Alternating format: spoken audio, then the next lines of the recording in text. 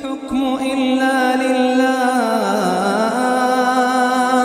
أمر ألا تعبدوا إلا إياه ذلك الدين القيم ولكن أكثر الناس لا يعلمون.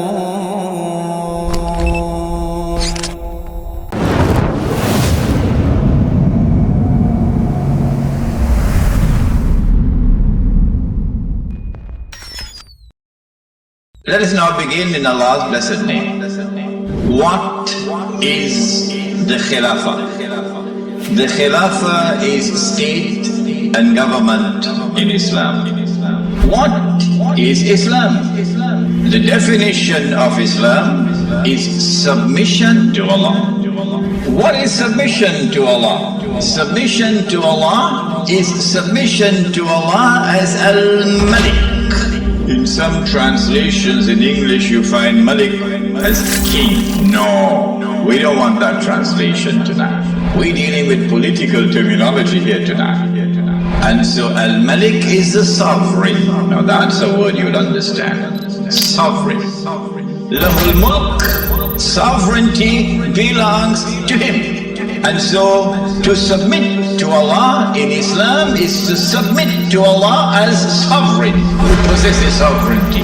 To submit to anyone else as sovereign, to declare that anyone else possesses sovereignty is to say goodbye to Allah. Did you hear that? To submit to Allah is to submit to Allah as Al-Akbar. And He reminds you that He is Al-Akbar.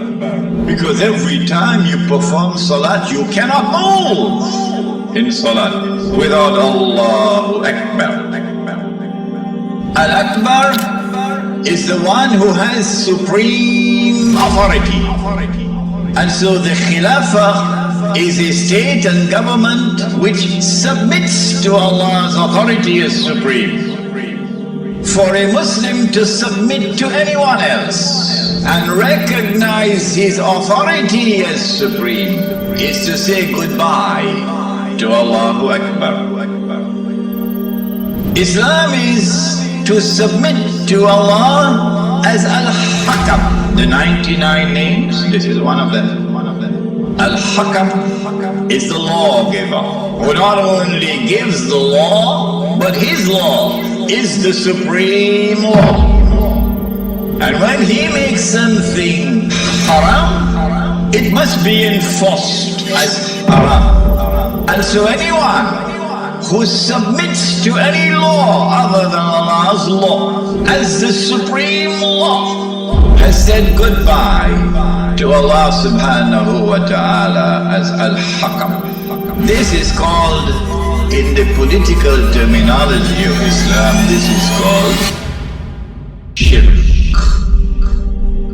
When Fir'aun declared, and of course everyone knows what Fir'aun said, Ana Rabbukumul A'la, I am the one who is sovereign. I possess sovereignty. That was Shirk. When he declared, Ana Rabbukumul A'la, I am the one who possesses supreme authority, that was Shirk. When he declared, Ana Rabbukumul A'la, my law is the supreme law in the land of Egypt, that was Shirk. And Allah punished him with terrible punishment for his Shirk. This then was the Khilafah, a system of state and government in which Muslims could submit to Allah subhanahu wa ta'ala as Al-Malik, as Al-Akbar, as Al-Hakam. Do you use an epistemology, that knowledge comes only from external observation and rational inquiry, to take mankind to materialism, but there is no reality beyond material reality. And then you apply that to political thought. And so out of philosophical materialism emerges a new political philosophy. What does it say? Since there is no reality beyond material reality, we can no longer collectively recognize sovereignty up there So sovereignty must now be relocated down here. The people are now sovereign, no longer the God of Ibrahim alayhi salam. And the people constitute the state, and they locate sovereignty in the state. So the state is now sovereign. This is a European creation. It didn't come out of the world of Islam. Oh no.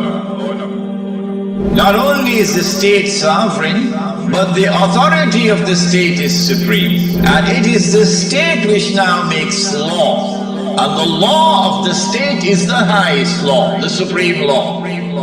But more than that, the God of Abraham alayhi salam could make something haram.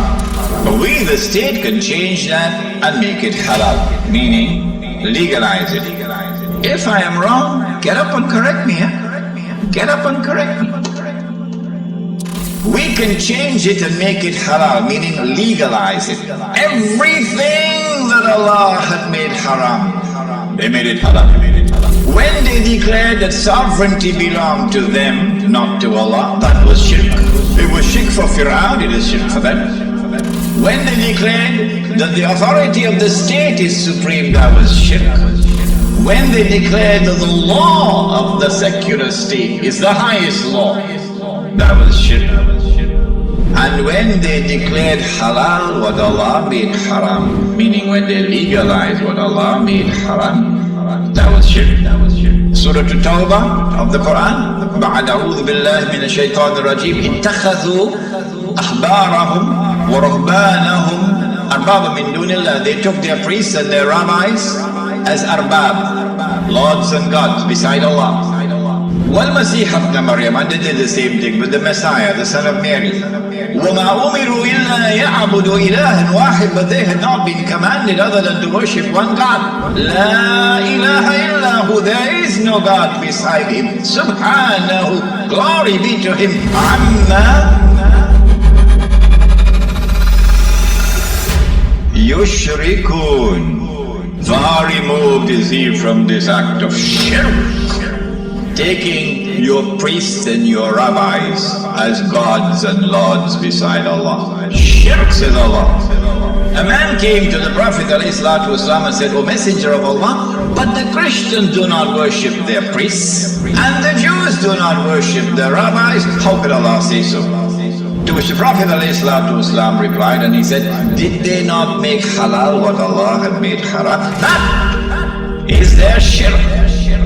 My question tonight, Lakemba, is this: if the priests and the rabbi make halal what Allah made haram, and that is shirk, then if the government does the same thing, would it not be shirk? Now embraced, the entire world of Islam is now embraced by the modern secular state. Whenever I talk on two subjects, a lot of people now begin to behave strangely towards me. But while it pains my heart, it will not change me. Because I do not teach Islam to please people. I try to do it to please my Lord. When I talk on the subject of riba, some people begin to hate me. Yeah, but it doesn't matter. And when I talk on this subject also. When a Muslim goes and votes in the elections to constitute the government which will preside over this shirk, you enter into shirk. But if you don't believe me and you want to go and vote in the elections, I am not stopping you. So don't let there be any bad blood between us. I'm not stopping you. But when you enter in the grave and you find that you've entered into shirk, do not plead ignorance, that's all. Stand up like a man and take it on that day. This is now the universal shirk that the Prophet ﷺ had prophesied. He said the time would come when shirk will be everywhere, be so difficult to recognize it. However, as difficult as it would be to recognize a black ant on a black stone on a dark night. So if you did not recognize it before this lecture, don't be surprised, but now you know. Now you know. Now you know.